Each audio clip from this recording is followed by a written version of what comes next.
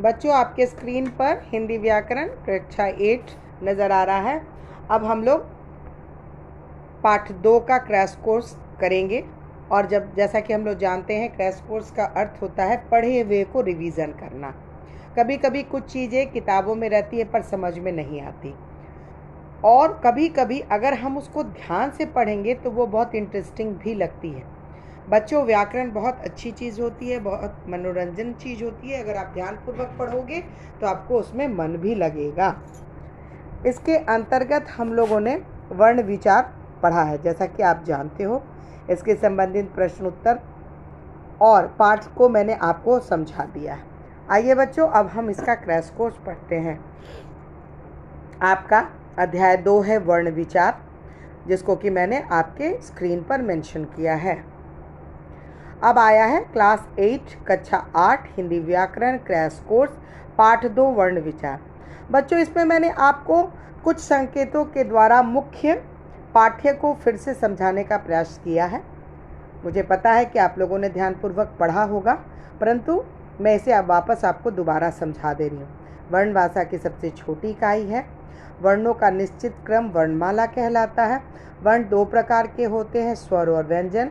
स्वर 3 प्रकार के होते हैं, ह्रस्व स्वर, दीर्घ स्वर और प्लुत स्वर। व्यंजन भी 3 प्रकार के होते हैं, स्पर्श, अंतर्श और ऊष्म। जब स्वरों को व्यंजनों के साथ लिखा जाता है तो स्वरों की मात्राओं का प्रयोग होता है।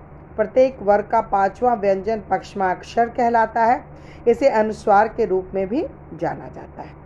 जब स्वरों का उच्चारण मुख के साथ नासिका से भी किया जाता है तो वही स्वर अनुनासिक हो जाता है। अनुस्वार जो शिरोरेखा के ऊपर बिंदु के रूप में होता है, और अनुनासिक जो कि 2 बिंदु के रूप में होता है। बच्चों, आपके लिए मैंने कुछ प्रश्न और उत्तर लिखे हैं।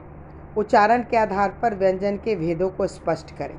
उच्चारण के आधार पर व्यंजन के 2 भेद हैं, अल्प प्राण व्यंजन और महाप्राण व्यंजन। अल्प प्राण व्यंजन जिन व्यंजनों के उच्चारण में कम समय लगे तथा कम वायु की आवश्यकता हो वो अल्प प्राण व्यंजन कहलाते हैं। क, ण, ड, च, ज, ग ये कुछ उदाहरण हैं जो अल्प प्राण व्यंजन के हैं। महाप्राण व्यंजन जिन व्यंजनों के उच्चारण के समय तथा वायु अधिक मात्रा में लगे वे महाप्राण व्यंजन कहलाते हैं। जैसे ख, घ, छ ये महाप्राण व्यंजन के उदाहरण हैं।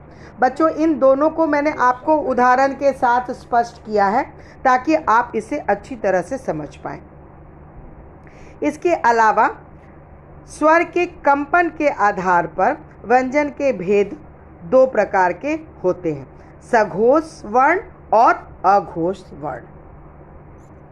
सघोष वर्ण जिन वर्णों के उच्चारण में वायु स्वर यंत्रिका से टकराकर निकलती है तो वो सघोष कहलाती है। जैसे स्वर होता है अ, आ, छोटी ई, बड़ी ई, छोटी ऊ, बड़ी ऊ, री, ए, ओ, औ और अंग, ये 12 होते हैं। व्यंजन ग, घ, अंगा, ज, झ ये टोटल 22 होते हैं, जो कि मैंने आपके लिए लिख दिया है।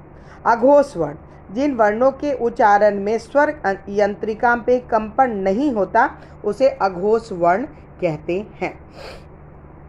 व्यंजन क, घ जो कि आपके स्क्रीन पर नज़र आ रहा है, और ये पूरे 13 होते हैं।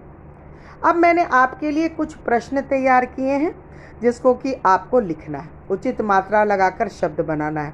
महम, गरब, प्रचन, गयक, महना, इसमें से मात्राएं गायब हैं। आप जैसा कि देख रहे हैं, आपको मात्रा लगाकर सही शब्दों को लिखना है। नीचे दिए वर्णों को जोड़कर आपको शब्द बनाने हैं, जो कि आपके स्क्रीन पर नज़र आ रहा होगा। निम्नलिखित शब्दों का वर्ण विच्छेद करना है। ये शब्द हैं ईर्ष्या, सन्यासी, झंडा, विश्वास, वैष्णव इत्यादि।